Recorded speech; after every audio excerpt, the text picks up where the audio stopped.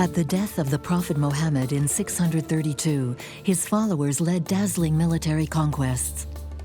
In order to establish their legitimacy, the objective was set: to take Jerusalem, to impose themselves at any cost in the holy city of Jews and Christians.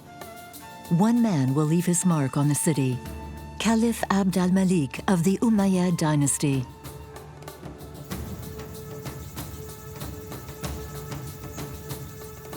A great strategist, he decided at the end of the 7th century to build a massive monument, brilliant, intriguing, and capable of creating a visual shock: the Dome of the Rock.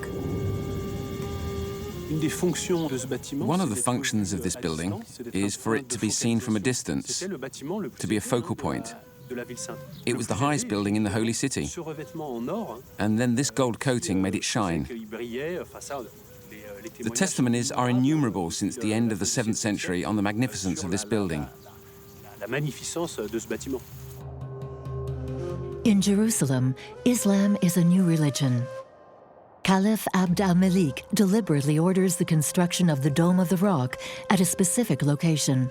It overlooks the two sacred monuments of Christians and Jews: the Holy Sepulchre, the tomb of Jesus, and the Wailing Wall, the remains of Solomon's Temple.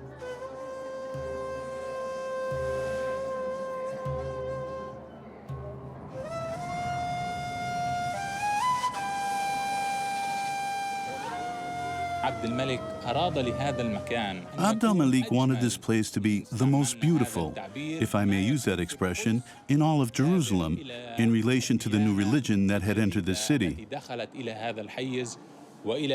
Of course, this city had its history before the arrival of Islam,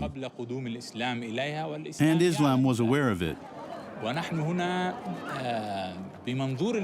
But from the point of view of Islam, and also I think from Abd al-Malik's point of view, we built this space as a message for Muslims, but also for other religions.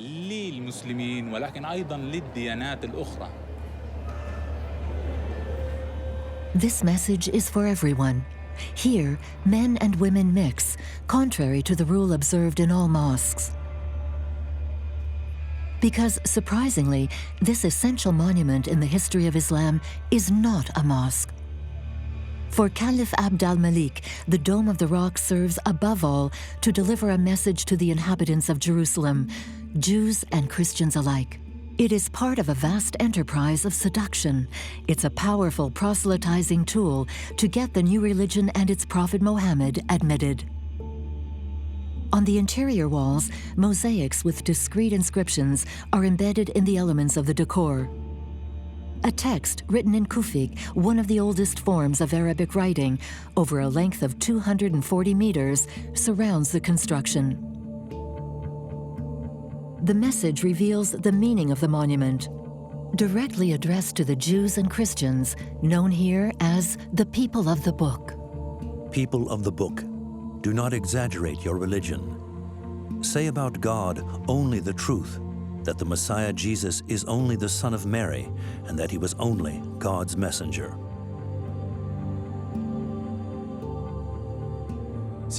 These inscriptions are fascinating because it's a text which is strictly addressed to Jews and Christians. First of all, by evoking the figure of Isa ibn Maryam, Jesus, son of Mary, to emphasize his prophetic role.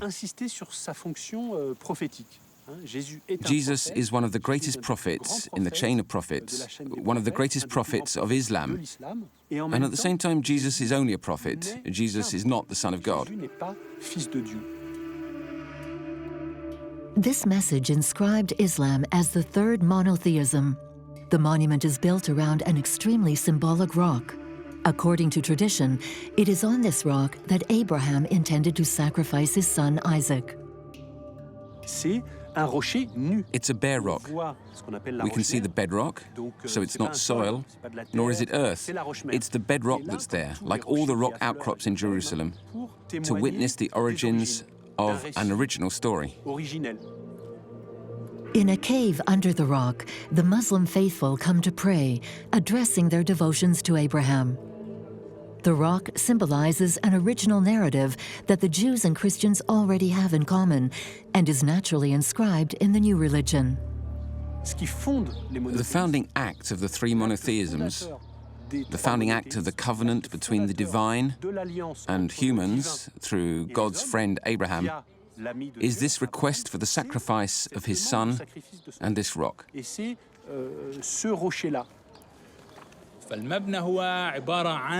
So, the whole building is like a cloak that contains a pearl. The dome is a box or a case for that pearl, with the rock at its center. But the rock has another story, that of the night journey of the Prophet Muhammad. Every year, Muslims celebrate it during a large public festival. On this sacred day, all the followers with their families cross the old city's souk in the direction of the esplanade.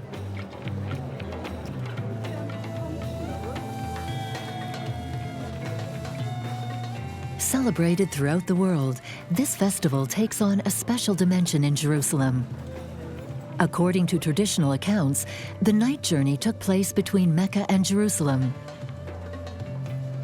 The holy city would therefore be the very place from where Muhammad ascended to paradise on a flying horse to meet all the prophets who preceded him, including Jesus and Abraham.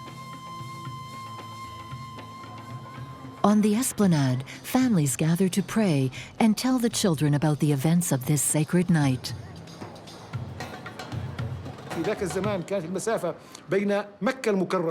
In those times, the distance between Mecca and Jerusalem required a month's travel by camel, the transport of the time. But God carried the Prophet on the night journey here. In a single night, and even in just part of that night, he made him ascend to heaven. He arrived in heaven, he spoke directly to God during that sacred night. And it was that night that God imposed the 5 prayers that we do every day and every night. So this is a very important event for all Muslims.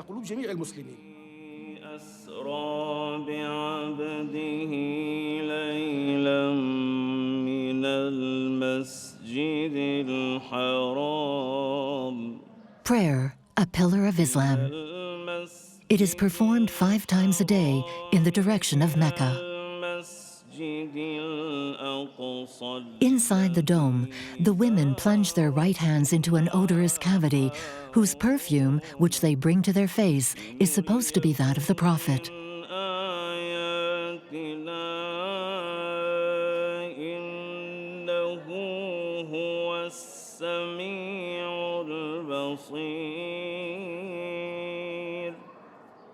Another ritual consists of looking at the surface of the rock for a trace of a footprint, however invisible. According to tradition, this imprint is the one left by the Prophet when he ascended into heaven. Islam is not a religion of incarnation, so one is not supposed to worship relics in any way. At the same time, the faithful need signs. So if one cannot have a religion of relics, but still need signs, what else is there besides footprints? Footprints are prints in the strict sense of the journey of the Prophet on earth.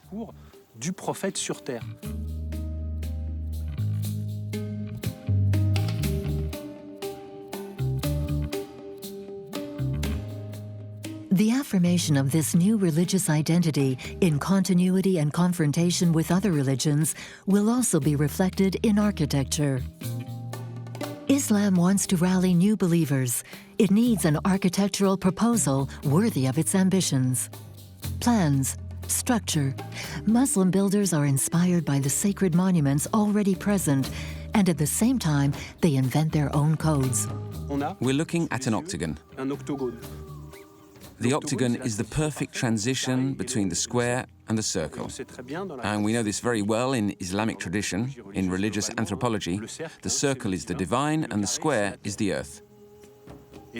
So this octagon, this envelope, is exactly this transition between the earthly world and the world of the divine. The world of the divine is represented by the dome itself, by its perfect circle. The dome of the rock is a point of contact between the divine world and the earthly world.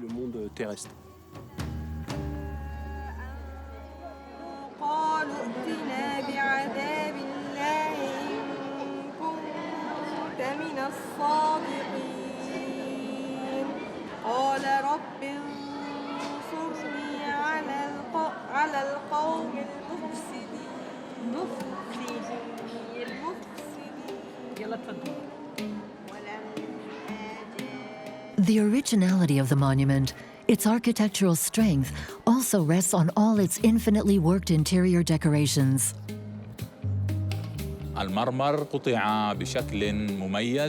The marble was cut in an extraordinary way. It was done in a way which made the veins inside visible.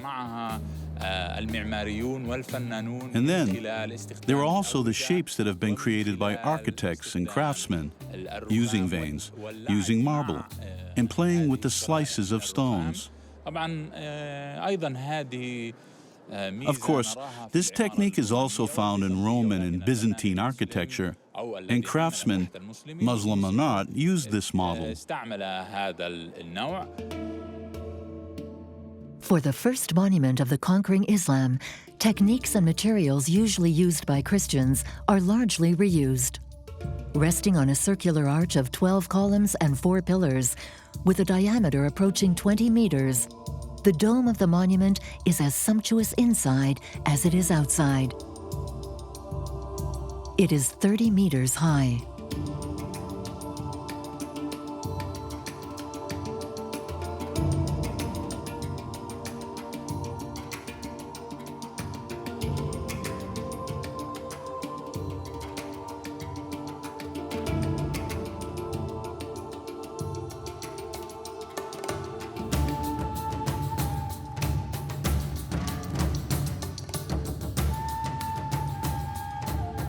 Its wooden structure is covered with chiseled copper leaves, enhanced with gypsum, and engraved with verses from the Quran. On the sides, the stained glass windows reflect light and the mosaics are omnipresent.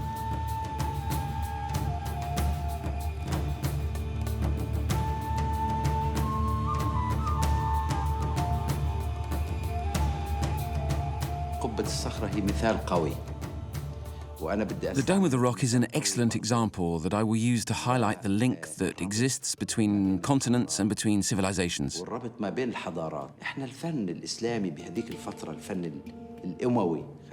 Islamic art during the Umayyad period was linked to religion. But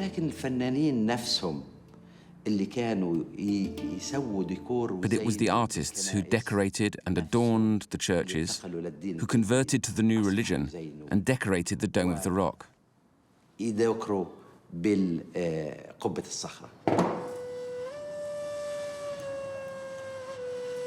The art of mosaics, inherited from the Byzantine period, is perpetuated in one of the last workshops in Palestine.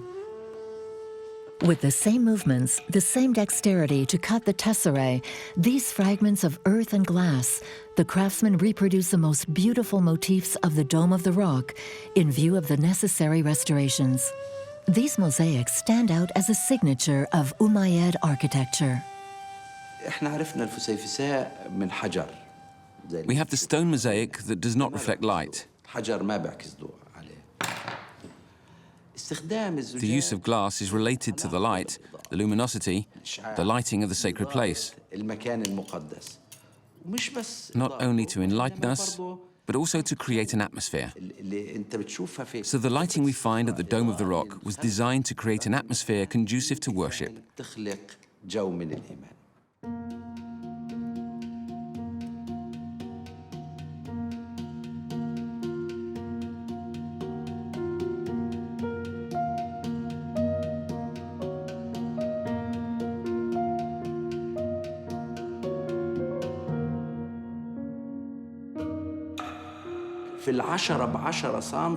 For a 10 by 10 centimeter square, we need at least 100 tiles of mosaic. So for 1 squared meter, we need 10,000. And for 1,200 square meters, how many people does it take to cut the tiles and make the mosaic? What they did was astonishing.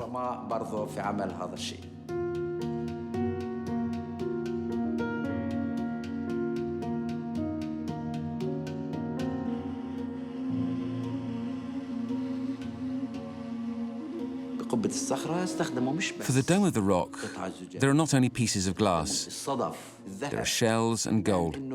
The mosaicist wanted to represent paradise. We find wheat, we find figs, we find olives. They are the riches of the country, those which people who lived in Palestine ate, but presented on a tray as if to say to us, this comes to you from the riches of God, so be grateful. فكن شاكرا له.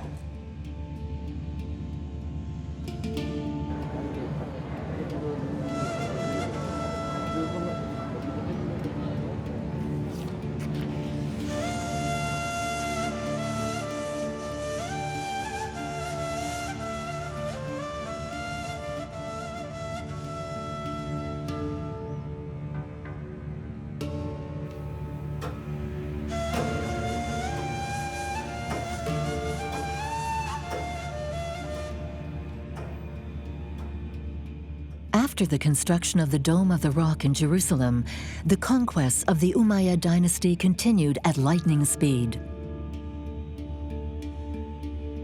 Their domination will extend even further to the west. From the Middle East, they settled as far as the Atlantic coast. But in 750, power changed hands. The Umayyad leaders were decimated by other Muslims, their enemies, the Abbasids. One territory escapes their control, the Iberian Peninsula. The last survivor of the Umayyads took refuge there, the young Prince Abd al-Rahman I. He founded a new state in Cordoba on the banks of the Guadalquivir.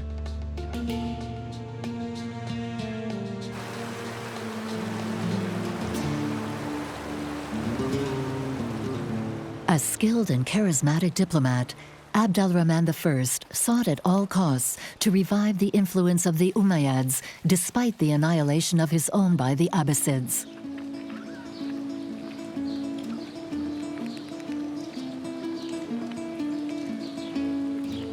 He had to build his great mosque, inspired by the buildings constructed by his ancestors, like the Dome of the Rock in Jerusalem. Cordoba would soon be the cultural and artistic home of all Muslim Andalusia, then called Al-Andalus. Abd al-Rahman I is an Umayyad who escaped at the end of the Damascus dynasty and crossed all of northern Africa and the Strait of Gibraltar. Here he managed to get the Muslim leaders of the Al-Andalus Peninsula to elect him emir. And it is here that Abd al-Rahman I built his great mosque. Political and religious powers were always linked, and he decided to build it close to the bridge of Cordoba, near the Roman bridge, which is the umbilical cord, the access road to Cordoba. When Abd al-Rahman built the mosque, he used a range of materials that he had at his disposal throughout Cordoba. There were many Roman buildings that were constructed, not counting all the Visigoth churches, and he built this one, which would be the emblem of the Umayyad dynasty and Al-Andalus.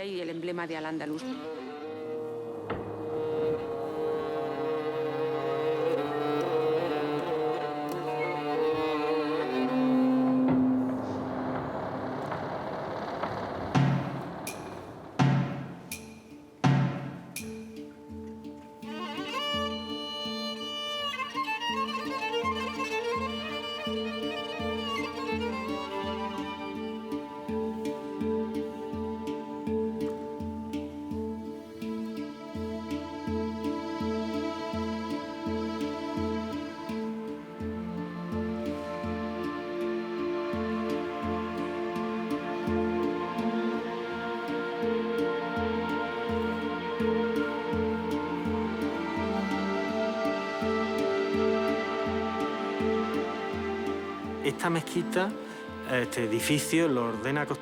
Abd al-Rahman I ordered the construction of this mosque, this building, in 785. In the year 788, Abd al-Rahman I dies, while the building is almost finished. This is an extremely fast construction, and we have a hypothesis that explains this almost impossible speed of construction. If we build an arch with vault stones, the stones must be perfectly cut for the arch to fit together.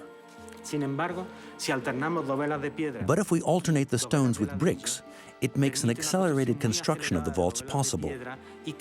The joints of the bricks make it possible to correct this geometric lack of precision at the level of the stones. This is a fundamental element.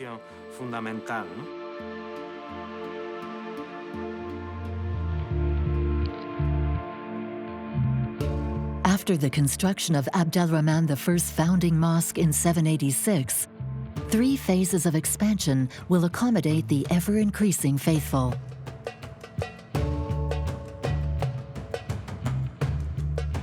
The huge extension projects made the Mosque of Cordoba the largest mosque in the world in the 10th century after Mecca, with an area of 23,000 square meters. Among these extensions, one is remarkable. The one initiated by Caliph al-Hakam II, where there is a sumptuous mihrab decorated with gold. The mihrab is an essential architectural piece, present in all mosques. It indicates the direction of Mecca, the direction in which one must turn to pray. This mihrab is very big, and when we enter it, the space is enormous, which gives us the feeling of a door to the afterlife, to the light, and to heaven. There is a singular perspective in this part of al-Hakam II. The architects were able to create a space that leads us to this precise point. Thus, the central nave, which we can see here, clearly evokes this road towards the right path, this idea to take towards the mihrab, which is like a sort of door of light. When Muslims entered this place, they saw this light that would lead them to heaven, that would lead them to the right path, to true Islam.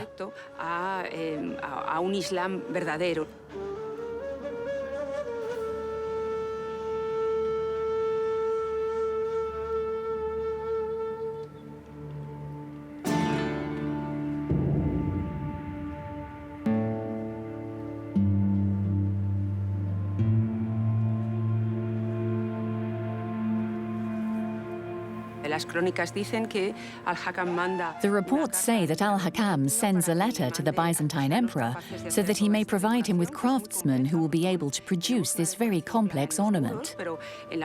Because if the walls are about a flat decoration, the domes are curved, which are more difficult to make.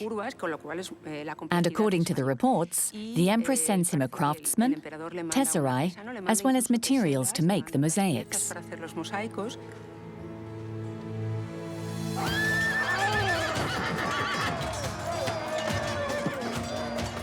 After having dominated the Iberian Peninsula for more than 5 centuries, Muslim power is under threat. Battles led by Christians are launched to drive out Muslims. It is La Reconquista, the reconquest of Muslim territories. In Granada, in Seville, in all of the Spanish regions where the Islamic civilization has taken root, Christianity must be reborn, victorious and triumphant. Ferdinand III takes over Cordoba in 1236. It's the end of Muslim worship in the mosque, but the Catholic king will take the unexpected decision not to destroy the building. When Ferdinand III conquers the city, the Christians take possession of this place. It is clear that the peculiarities of this building in terms of construction, its sumptuousness, its splendor, especially the level of decoration on the mihrab of al-Hakam II, left everyone admiring this architectural jewel. And it is obvious that it was such a beautiful building that it could easily continue to be used for Christian worship, and that destroying it would have been madness.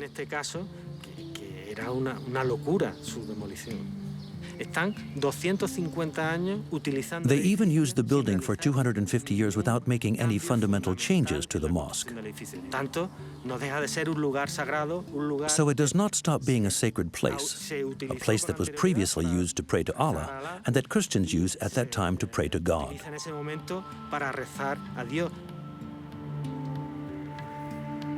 The conversion of the mosque into a church took place in several stages.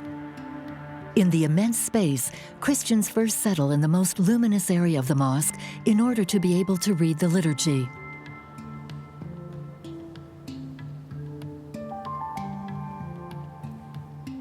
But 2 centuries later, in 1523, a radical decision was taken. The destruction of the center of the monument to build a brand new cathedral embedded in the middle of the old mosque.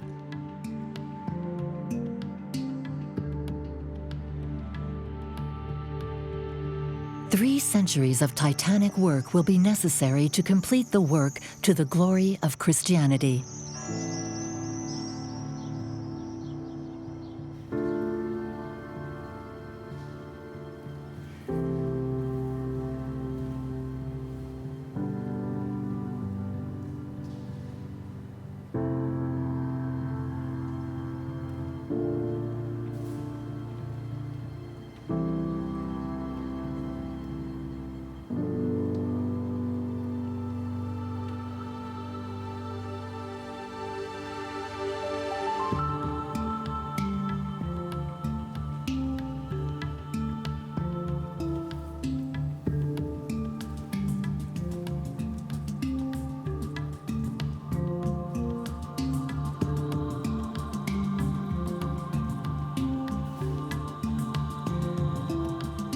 A monument shaped by a great history, transformed and redesigned. The Cathedral Mosque of Cordoba has known different civilizations.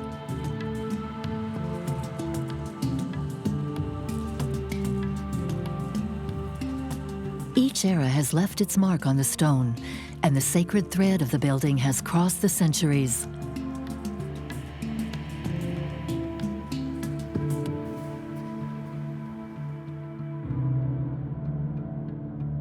The Reconquista led by Catholic kings pushed Muslims into exile in North Africa.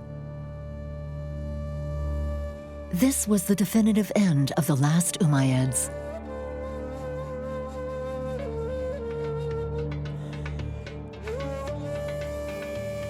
In the 9th century, while the other great dynasty, the Abbasids, controlled the Muslim world, Ibn Tulun, a young ambitious governor, was sent by the Caliph to the city of Cairo. He will build a remarkable monument there.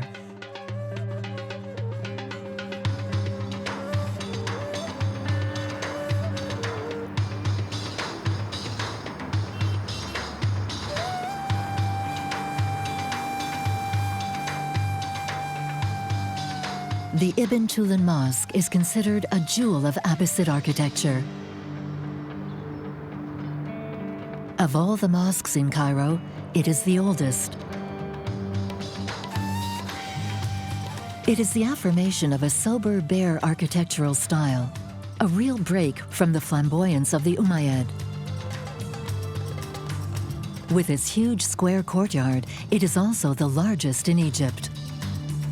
The most important thing about this mosque is its simple architecture. Architecture that's not flashy, it's not glitzy. It's an architecture that does not have colors in its decoration, no tiles, no paintings. It's all very pure. And it's built by very simple material. It's built by fire brick that was plastered over. And that's it. Of remarkable sobriety, as seen in the foundation of ablutions, a simple black marble placed in the middle of the vast courtyard, surmounted by a dome devoid of artifices.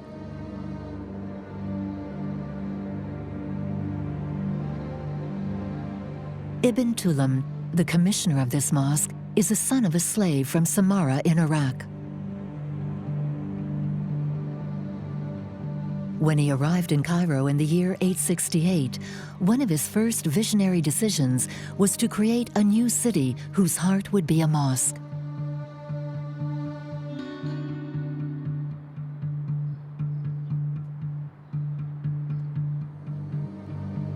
He demands a new style from his architects, but he wants an element that echoes the mosque of his hometown, Samarra, with its unique minaret of helical shape points.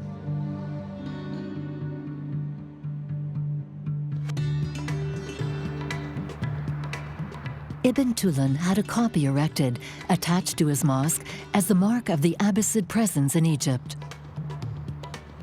He launched projects that heralded a major breakthrough in Muslim architecture. When Ibn Tulun wanted to build his mosque, he told the architects no columns should be used in my mosque.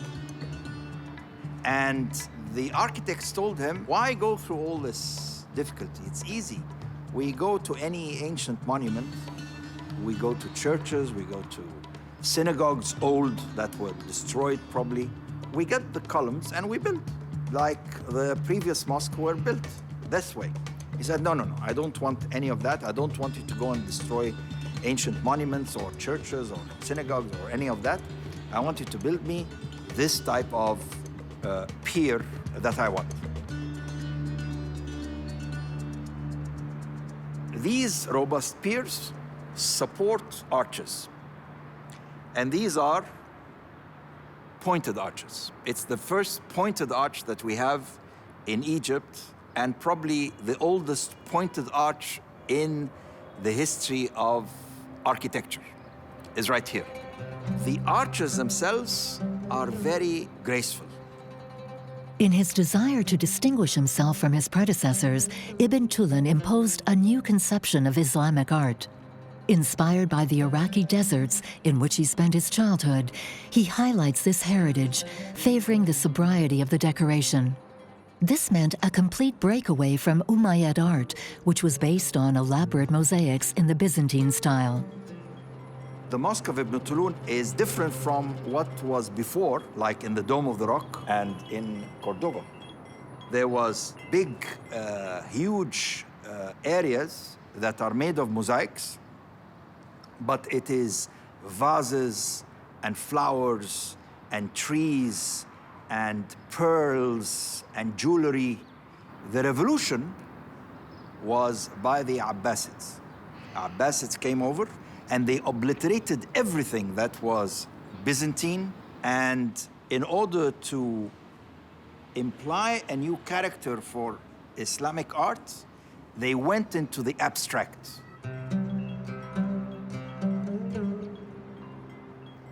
The 128 windows of the mosque, pierced in the thickness of the walls, are all different. A work of incredible finesse that alternates the geometric shapes carved into the stucco, a type of plaster, the raw material for all the cladding of the mosque.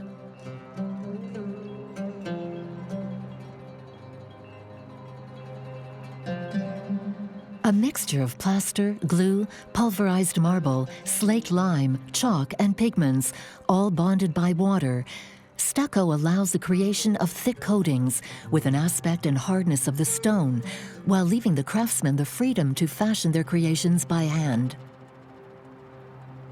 Inherited from the Greeks and Romans, stucco is now a characteristic artistic signature of Abbasid art.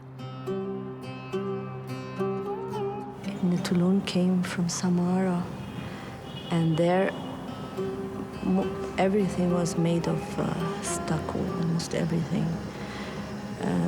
The whole of Mesopotamia is famous for stucco work. Yeah, I don't think there are workers now who can do this work anymore. The decorations are very elegant. It's like For me, it's like lace. It's very delicate designs, how they put the designs together. The interlacing circles with the leaves. Yeah, I find it very, very chic.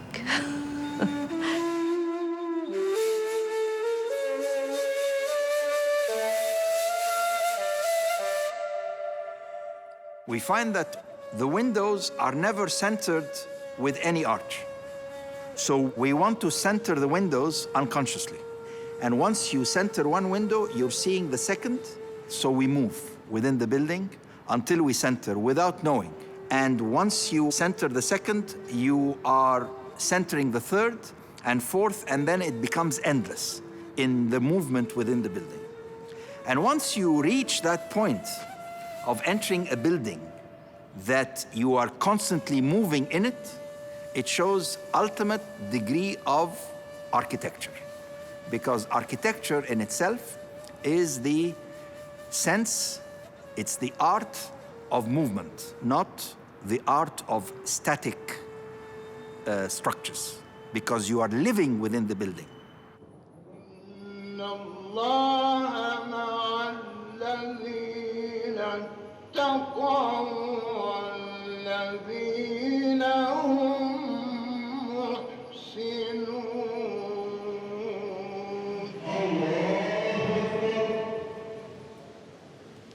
During the 5 daily prayers, the Ibn Tulun Mosque comes out of its silence for a moment.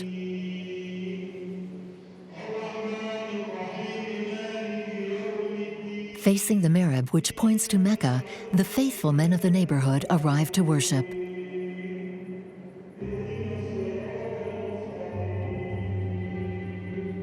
At the height of the greatness that he returned to Egypt under his mandate as governor, we can imagine Ibn Tulun here, facing this mihrab with a large crowd behind him. Yet today, few remember Ibn Tulun.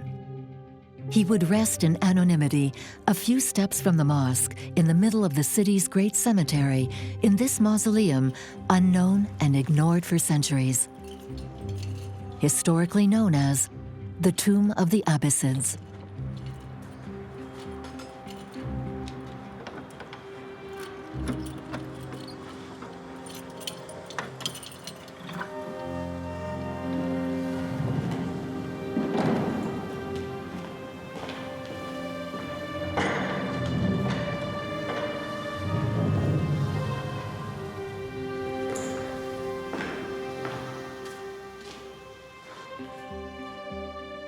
On the walls, stucco decorations and verses from the Quran.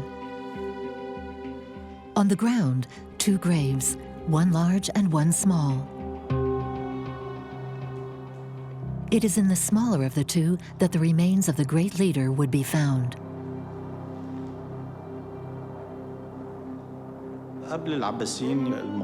Before the Abbasids, the cemeteries and the domes of the mausoleums were not ornamentally rich. Many new cemeteries were created after the advent of the Abbasids and Ibn Tulun. These were characterized by their ornamental richness with plants, stucco, and calligraphy. All this highlighted the beauty and magnificence of these mausoleum domes. Following an ancient Egyptian tradition, as a sign of eternal life, the guardian of the cemetery places a cup of water on each tomb.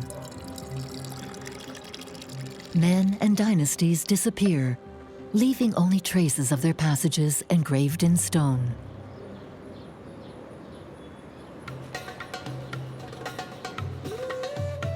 After a progressive weakening, the Abbasid dynasty's decline is final. From the 13th century, the Ottomans dominate the Muslim world. Constantinople, known today as Istanbul, becomes the epicenter of power. In the 16th century, the Ottoman dynasty reached its peak under the reign of an extraordinary sultan, Süleymaniye the Magnificent. At the time, it was the most populous city in the world, a crossroads between East and West.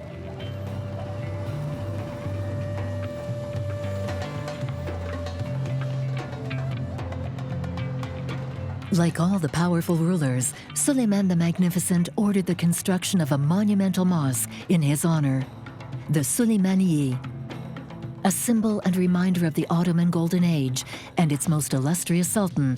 The Süleymaniye is today one of the most important monuments in the history of sacred Muslim architecture.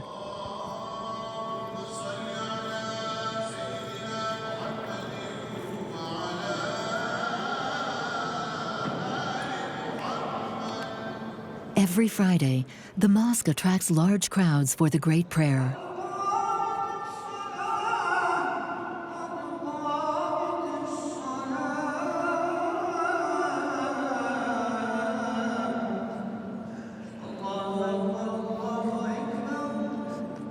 Prayer is the only ritual celebrated in all mosques.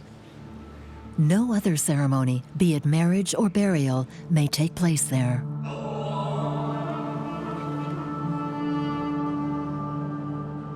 To build his mosque, Suleiman the Magnificent chose a strategic location, the top of a hill overlooking the city and the Bosphorus, with the European and Asian banks on each side. A symbol for what was nicknamed the Sultan of Two Lands and Two Seas.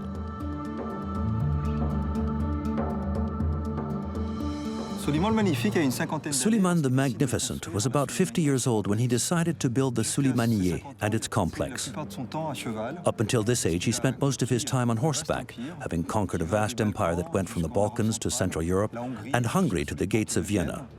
And then after he turns 50, he decides to make his empire. But he also wants to mark the glory of Islam, and so he builds this mosque. The construction of this mosque is also explained by a practical necessity. Constantinople, more and more populated, desperately lacks space of worship to welcome all the worshippers.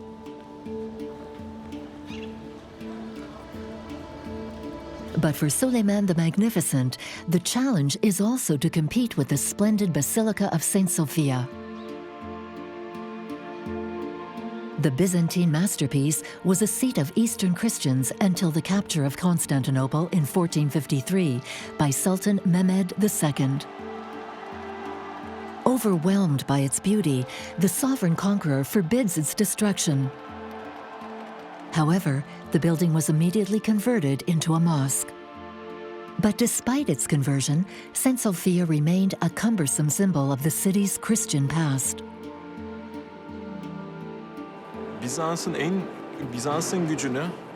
The power of Byzantium was embodied by Saint Sophia. That is why, after the conquest of the city, all the sultans had their own mosques built in an attempt to downgrade Saint Sophia to demonstrate their strength. We see a continuous effort to surpass the power of Saint Sophia's architecture.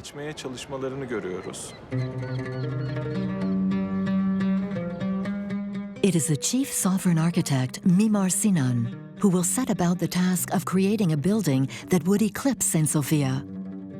He will make it a personal challenge and will meet it with brilliance, and thus will be remembered as the master of Ottoman Islamic architecture.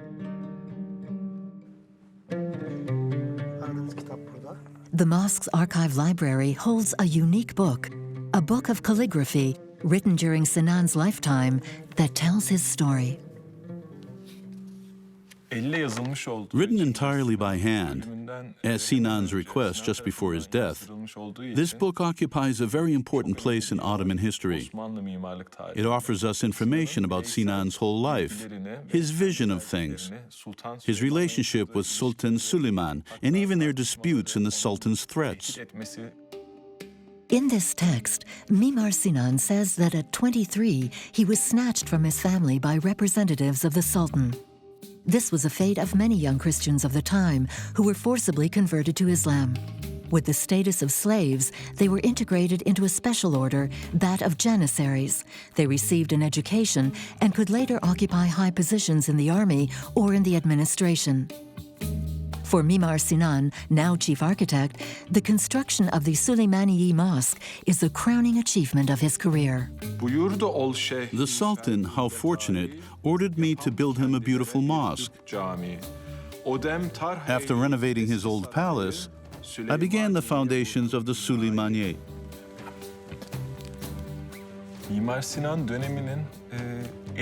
In this monument, Mimar Sinan worked with the most famous craftsmen of his time. He tried to achieve perfection. For every detail, he chose the best workers and artists available for the construction of this building.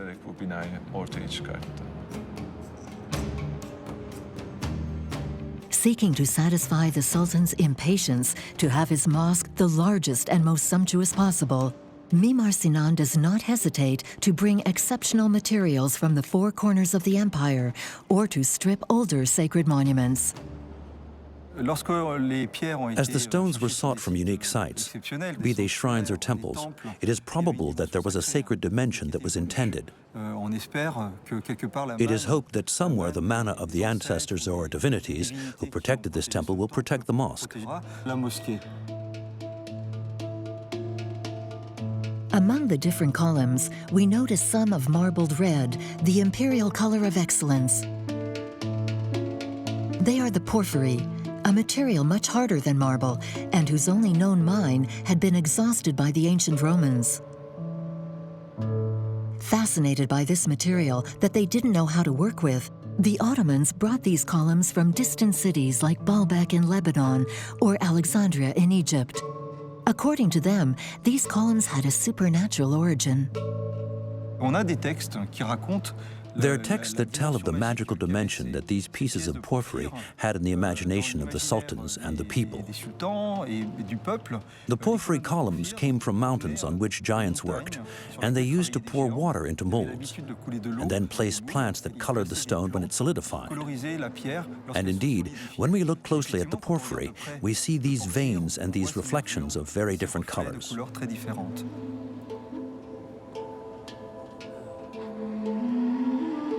But beyond these exceptional materials, it is, above all, the structure of the mosque that shows the genius of Mimar Sinan. The great architect innovated by adapting his architecture to the needs of the Muslim faith, which requires large open spaces for prayer. Its objective, to furnish the interior with a minimum of columns and thus give the sensation of a spacious and open expanse. This feeling of elevation is extraordinary. When you enter this mosque, you immediately feel this elevation. There is an extraordinary light with a lot of windows and very colorful stained glass that give this clarity.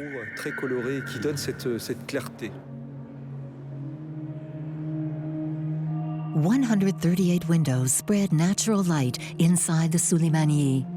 The stained glass windows, made with glass from Venice, are often blue or bright red, accentuating the white of the stones.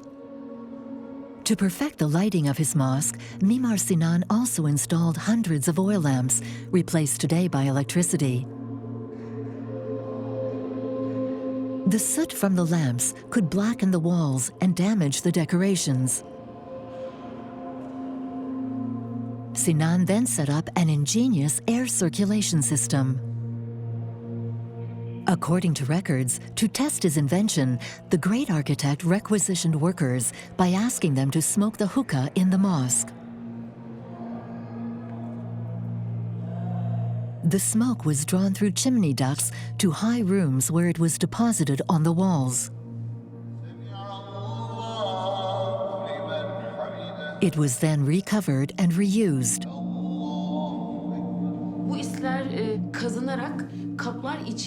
Soot from the candles was scraped off the wall, collected in boxes, and mixed with water and spices to make ink. This ink was then attached to the necks of camels leaving for Mecca or Medina, the sacred ground. Shaken during the outward and return journey, this ink finally obtained the right consistency. Then it was used to write the Qurans or for calligraphy.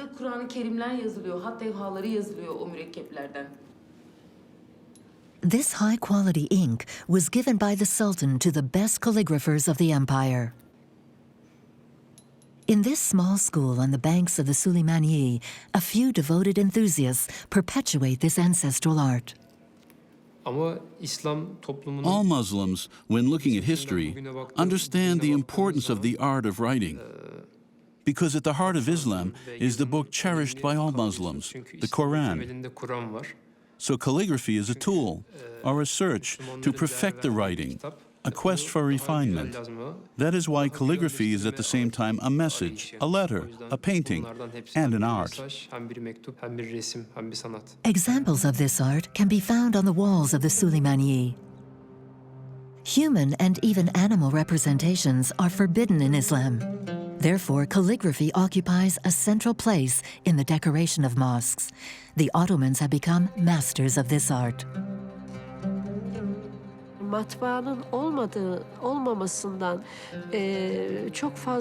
It was a time when printing did not exist. People had no Qurans. The presence of verses and important comments in mosques filled this gap, allowing the followers to read these texts.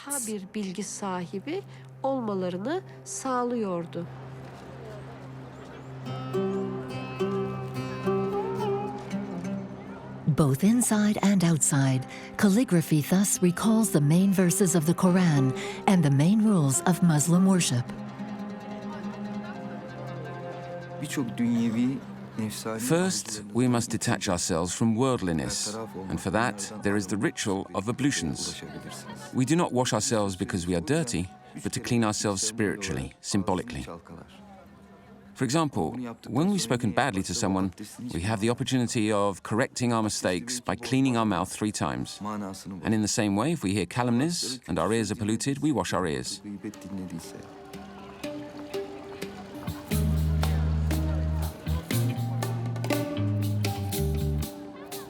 Ablutions are an obligatory passage for all Muslims. It is impossible to pray in the mosque without first being purified. Even today, the Süleymaniye is frequented daily by thousands of Istanbul faithful. Mimar Sinan succeeded in constructing such a building in only 7 years. The architect had no other choice, so strong was the pressure of Süleyman the Magnificent. The Sultan wanted to see his mosque finished before he died, and above all, he did not want to lose face before the Shah, his great Persian enemy. A legend bears witness to their rivalry. It was said that Süleyman the Magnificent could not finish his mosque because he lacked money, and therefore the Ottoman Empire was weakened. In order to humiliate Süleyman, the Shah of Iran sent a chest full of jewels, precious stones, diamonds and sapphires, saying that Süleyman only had to sell them to finish building his mosque. And this greatly annoyed Süleyman the Magnificent, who gave the box to Mimar Sinan, saying, "Take it and do what you want." And this is how the architect then mixed the jewels into the mortar prepared for the construction of a minaret. When sunlight touches the minaret, it shines brighter than others, and is still called the Minaret of Jewels today.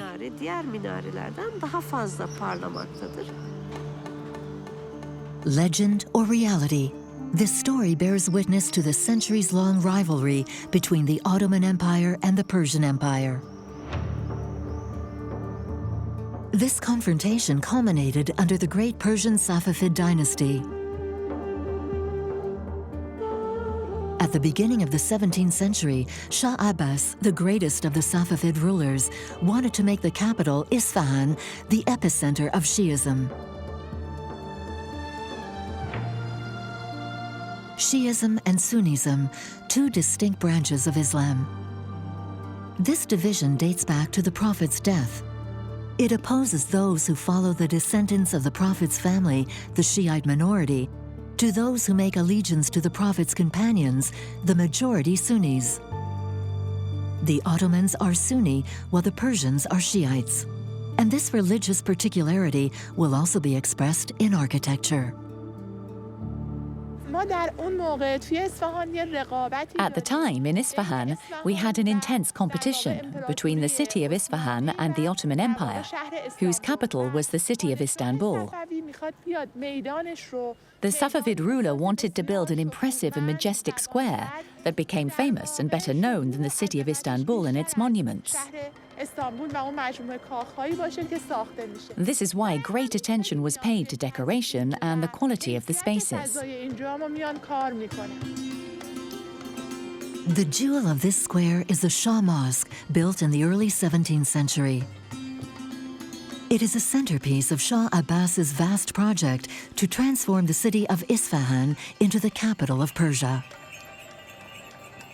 Once through the large door, marked with the discreet effigy of Shah Abbas, recognizable by his mustache, the mosque does not reveal itself immediately. The faithful must use a long corridor in the shape of a chicane to access the inner courtyard. A unique architectural originality that is due to the construction of the building. To be able to be directed towards Mecca, the mosque must form a 45-degree angle with the square, forcing the builders to design this angled corridor to enter the enclosure.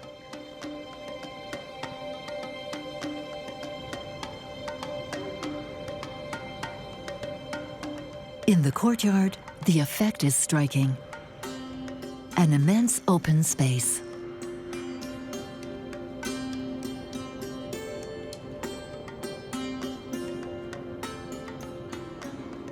Four iwans, these gigantic porches of Persian tradition, are distributed in a game of perfect symmetry. There is nothing in common with Ottoman architecture.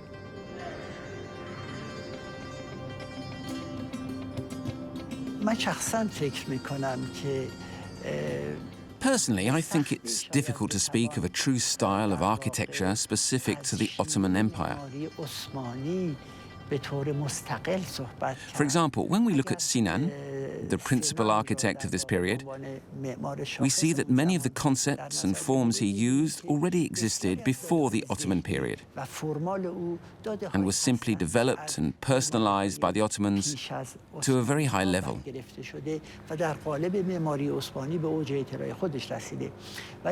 But the architectural and decorative elements that we see in Iranian mosques, especially in the Safavid era, are, in my opinion, much more innovative, much nobler, and much more beautiful. The Ottomans and the Persians, cultures and styles that clash with each other. The Persian style, inspired by Shiite thought, creates areas on a human scale.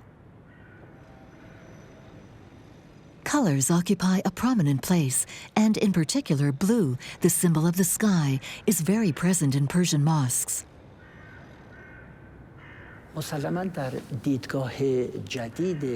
In the new architectural and urban vision that appears under the Safavids, it's not simply a question of construction.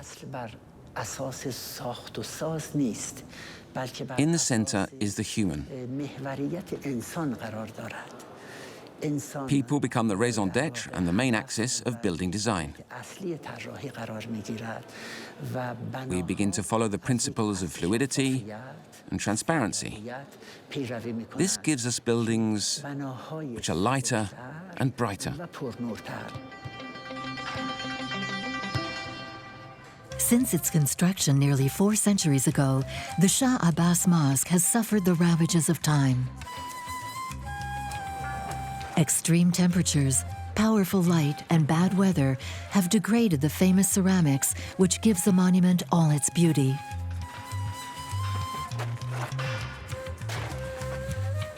A major restoration project was launched in 2013 under the auspices of UNESCO.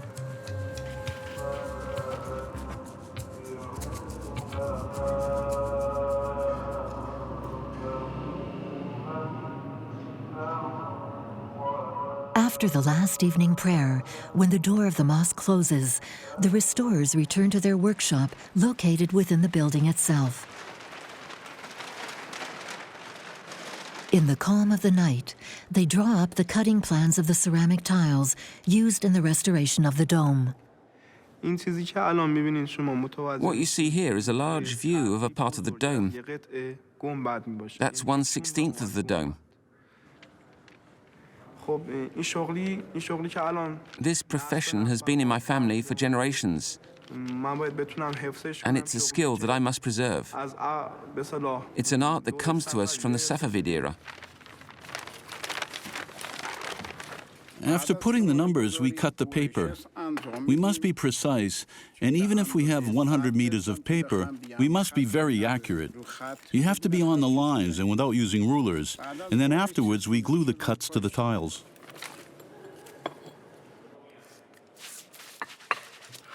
Each piece is composed of about 25,000 pieces of earthenware of different sizes and shapes.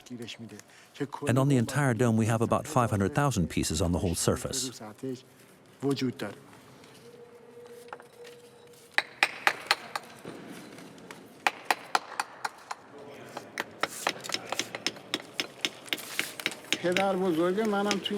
My maternal grandfather was also in this trade. He was called Master Osen Kashitarash, tile cutter, because at the time in the registry office to choose names they took the name of the trade. So my grandfather's name was Osen and his family name was tile cutter, Kashitarash.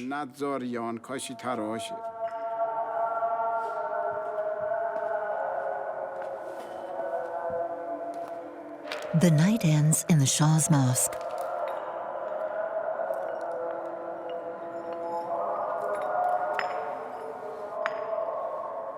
After being cut, the pieces are assembled according to their numbering in the manner of a puzzle.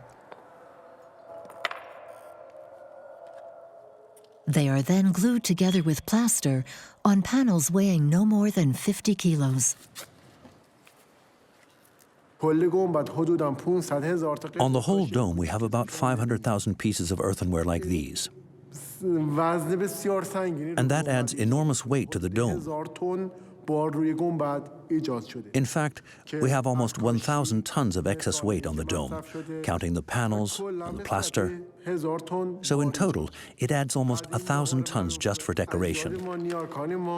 At the time, our ancestors, our forefathers, had designed this dome so that it could support this enormous weight, and they made very precise calculations.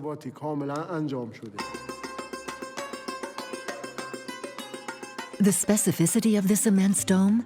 A double shell system. It revolutionizes sacred architecture by allowing the construction of even larger domes. It involves building with two domes. The one on the outside is supported by the smaller one on the inside. This device makes it possible to distribute the weight while masking the elements of the structure.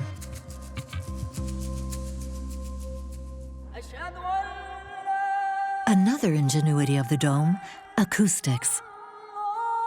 In theory, the followers throughout the mosque should not be able to hear the prayer coming from the hall.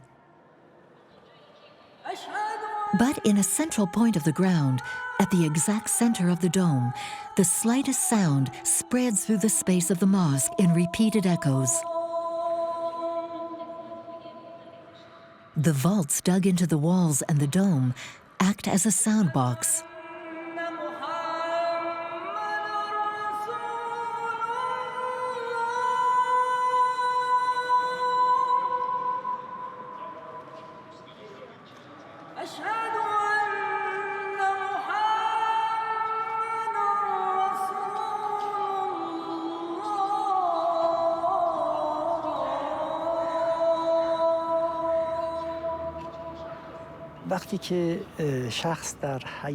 When someone stands here in the courtyard of the Shah's Mosque, one is happy entering this vast and open space. It's as if one's spirit is flying away. Especially in this desert region, where we're confronted with the lack of water and greenery. These magnificent mosaics evoke flowers, water, nature, and it makes us live a kind of dream. Shah Abbas's great dream, with his visionary thinking, is that of a modern universe where man and nature would not be opposed, but intimately linked. For him, architecture must reflect the image of the world. The image of the world is translated into Persian as Nakshi Jahan, and that was the name of the garden that was here, where all the beauties of the world were gathered. The Iranians have several millennia of experience in the art of making gardens, and in particular, the ability to recreate in arid environments a miniature paradise, despite the lack of water.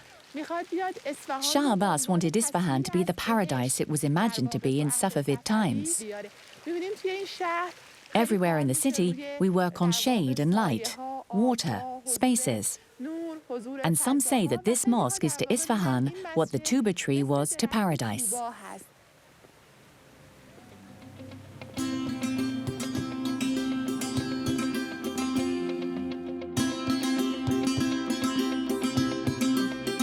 The Muslim tradition tells the story of this tree of paradise, whose branches, laden with all the fruits of creation, provided a benevolent shadow and where time stood still. At the foot of this tree, a basin of clear water to quench the thirst of the newcomers to paradise. Shaped by Shah Abbas, this representation of the garden paradise assumes all its meaning in the city of Isfahan. The word paradise, found in many languages, derives from the Persian word pardi.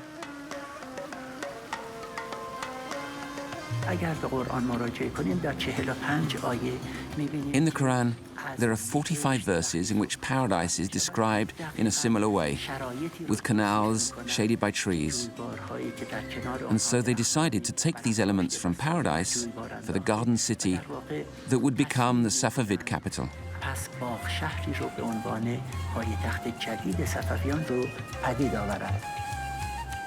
On Maiden Square near the riverbank, another monument rises with an earth-like ochre-colored dome. This is the Lotfola Mosque, an oratory reserved for the royal family. As you enter the building, a long, dark corridor leads to a unique and vast prayer room, a theater of striking plays of light.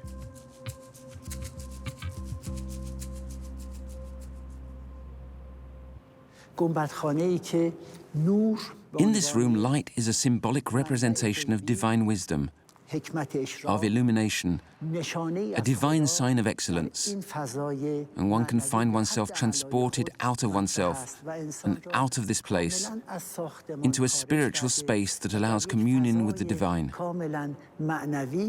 This lighting is carried out by skylights, which are on the base of the dome and which regulate the arrival of light.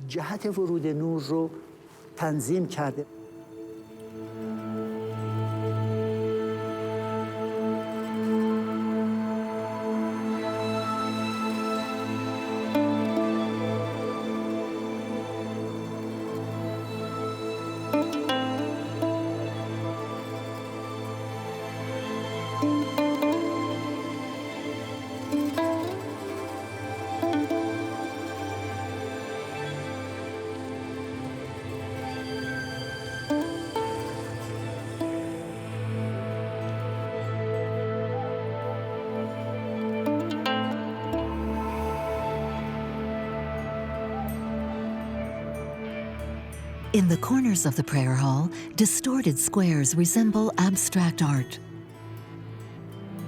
These are actually extracts from the Quran.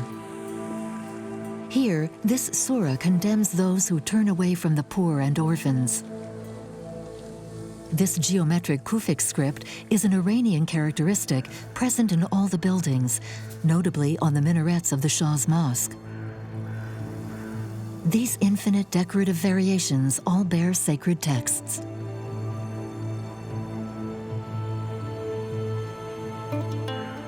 Between visible and invisible, nature and architecture, The Safavids have achieved a synthesis that continues to this day in Isfahan.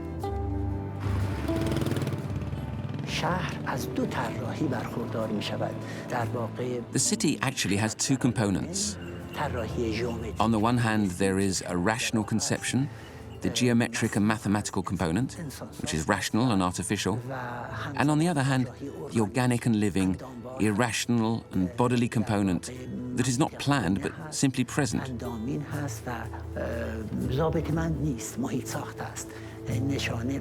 These two elements are found in a city, a beautiful city, which can be seen as the symbol of Iranian and Shiite Islamic culture and civilization.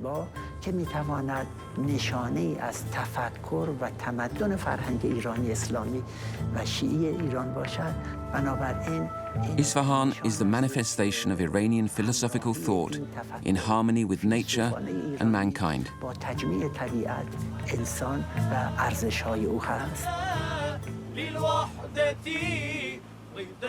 On the roof of the mosque, a group of young men sing Quranic texts a cappella, a Shiite Persian tradition perpetuated for generations.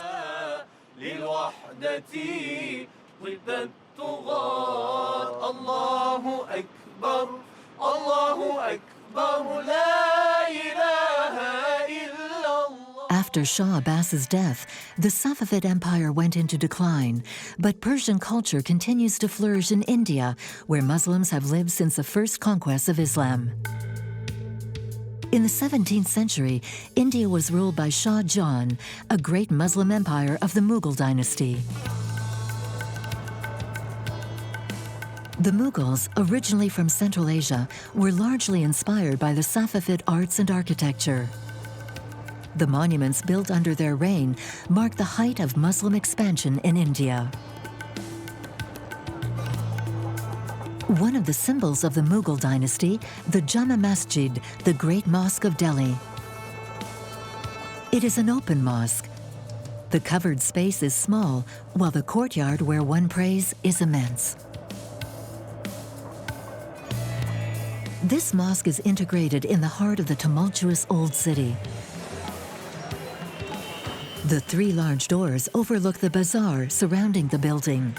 When you cross the threshold, the rules of purity apply. You must take off your shoes, and you cannot eat there.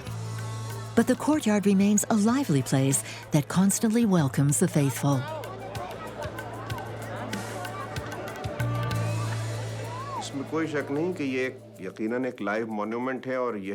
It is undoubtedly a living monument, and that is why this mosque is not only different from other places of prayer, but also from all other historical monuments. If you go to other sacred places or monuments, you won't see as many people coming and going, and that's what makes this mosque so beautiful.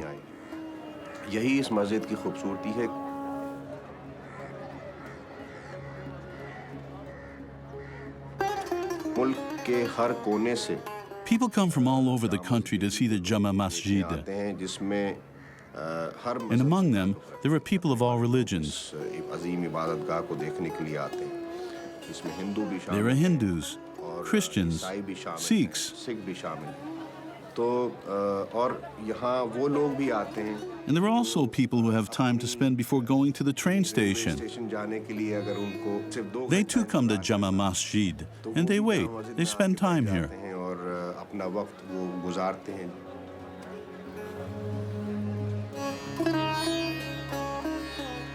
This mosque, so important in the eyes of the Muslims of Delhi, was born from the will of Emperor Shah Jahan. His name meaning King of the World, he was one of the greatest Mughal emperors. Shah Jahan, the sovereign builder, entered the history of world architecture after building the famous Taj Mahal, a huge mausoleum for his beloved wife. Shortly afterwards, Shah Jahan launched a new architectural challenge, the construction of the Jama Masjid, inaugurated in 1656. The building of this mosque marks the will of the sovereign to transform Delhi into a true imperial capital. The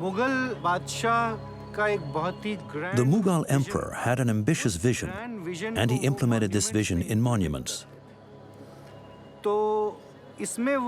He competed with other kings like the Ottoman Emperor and the Safavid king of Iran. And so one important thing for the Jama Masjid is that it's enormous.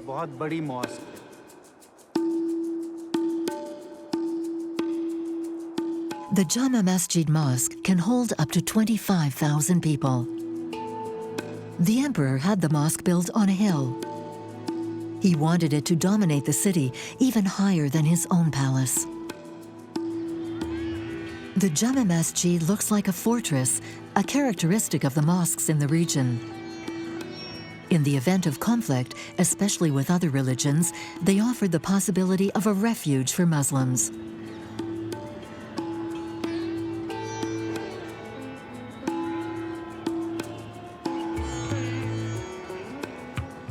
To make his mosque the new jewel of Delhi, Emperor Shah Jahan adopted what he considered to be the height of sophistication, Safavid architecture. In Delhi, we find a common feature with the great Mosque of Isfahan, the double shell. We are standing inside. We are inside the central dome of the Jama Masjid, which is in itself an incredible experience, as it is very difficult for people to access this place. The Mughals had perfected the technique of... The Mughals had perfected the technique of building the double dome. Visiting the Jama Masjid, one has the impression of having seen a great imposing monument that is built on a large scale and where equal thought has been given to power and beauty.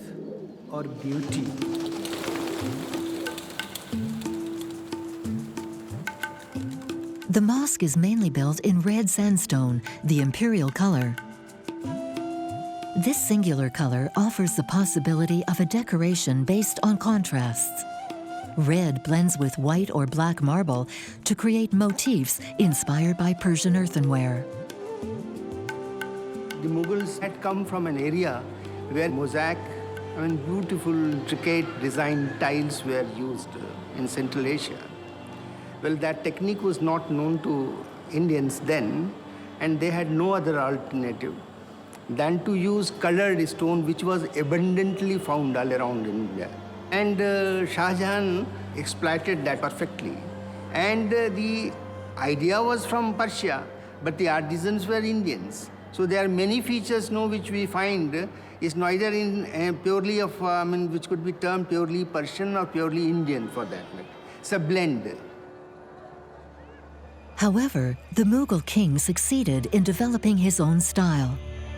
The arches have a particular serrated leaf-shaped pattern. They are found everywhere in the mosque. This is one of the original features of Shah Jahan's architecture, based on the repetition of characteristic elements. Inside, there are prayer mats made of stone, with marble and black stone. And the inscription behind me, which is a long inscription, is in a beautiful calligraphy. And it is made without using any other material. It is only stone. These calligraphic inscriptions trace the history of the monument. We learn that the mosque cost 1 million rupees, a considerable sum for the time. Many semi-precious stones, which have now disappeared, adorned the walls.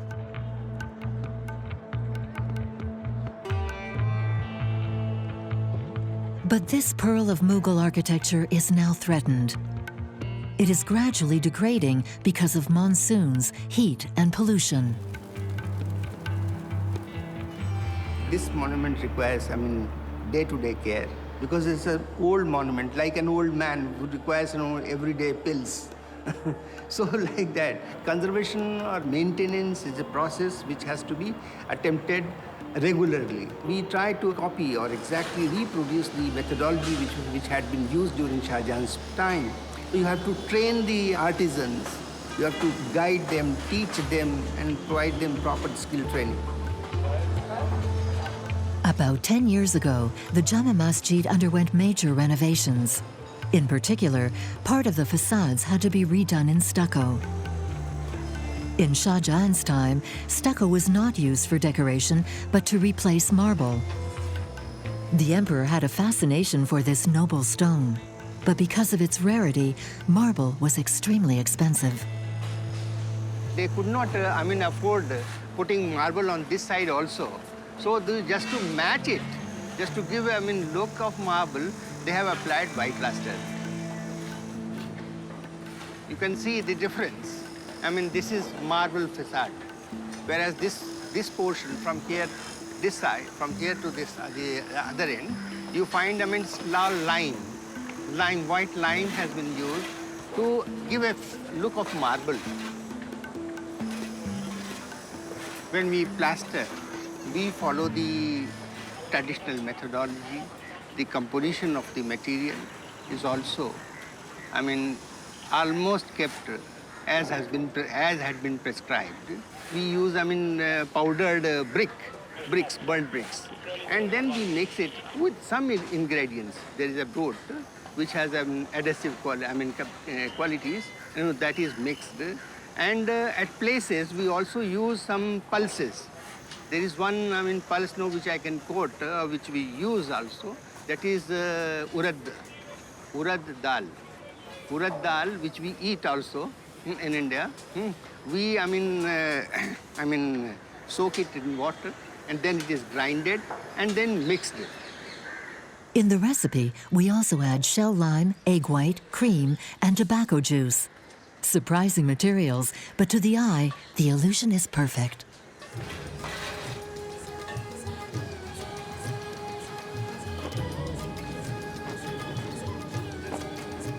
In the morning, before the worshippers have arrived to take over the esplanade, a strange ballet begins.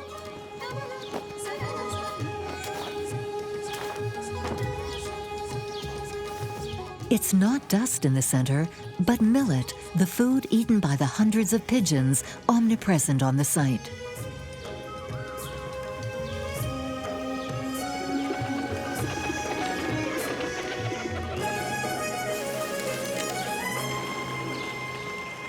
There's a lot of food on the ground, a lot of millet, and all that millet is offered by Muslims. Some throw 500 grams, others 1 or 2 kilos. And for those who regularly feed them, they have their bad luck canceled out.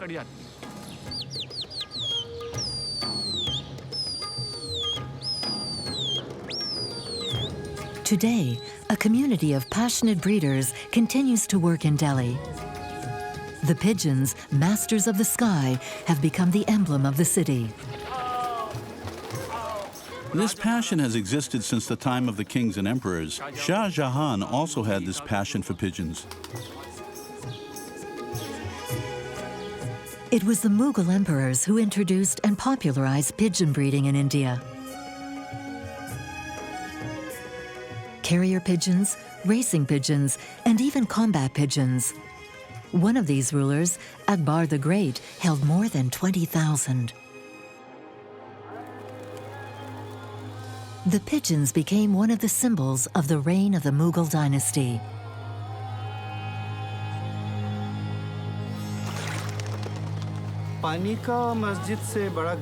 There's a strong connection between water and mosques. In each mosque, it is necessary to have a small water basin where ablutions can be done in order to pray afterwards.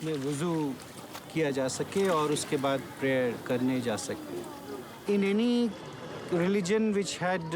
And in any religion that was born in the desert, water has a very important place. That is why there is always the desire to build fountains and pools, especially among the Mughals. Particularly among the Mughals, to establish fountains. The idea is not only to allow followers to perform ritual ablutions, but also to create a pleasant effect in the courtyard of the mosque. I think that the basin has at the same time a ritualistic, symbolic, and aesthetic importance. And symbolic aesthetic significance.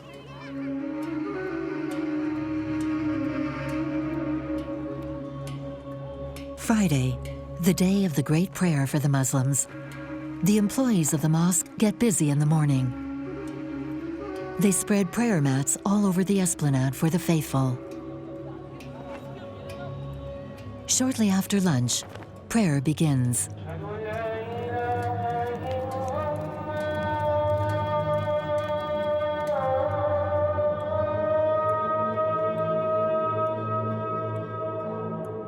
On 2 promontories, men faithfully reproduce the gestures of the imam, thus allowing the immense crowd of believers to follow the rhythm.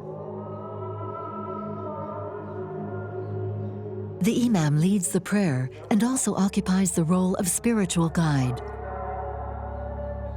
During the Great Friday preaching to the faithful, he addresses theological questions, but also gives advice on daily life, the family, or opinions on current events. All his words are inspired by the Quran and the words of the Prophet. In all mosques, you need an imam to guide prayers. Whether it's at the Jama Masjid in Delhi or any mosque in the world, you need an imam. And it's the imam's responsibility to convey a message of humanity and to prevent people from doing harm. The imam has many responsibilities. There are wars everywhere in the world, and we must try to stop them. This message is not only for Muslims, but for anyone who is tempted to do harm.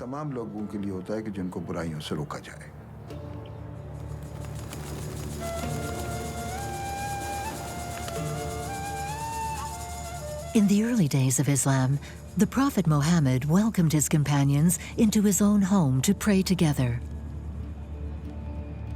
But to gather in numbers to stand out against other religions, it was necessary to build monuments. Wherever Islam was established, mosques were gradually built.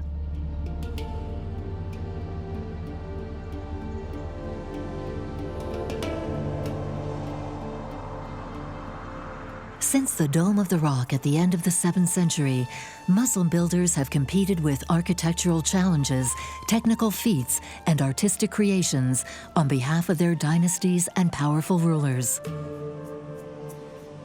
But the mosque, whatever the times and territories, has remained the place where an immutable ritual of immense simplicity is practiced: prayer. These mosques bear witness to man's thirst for spirituality and the universal need to connect with the divine.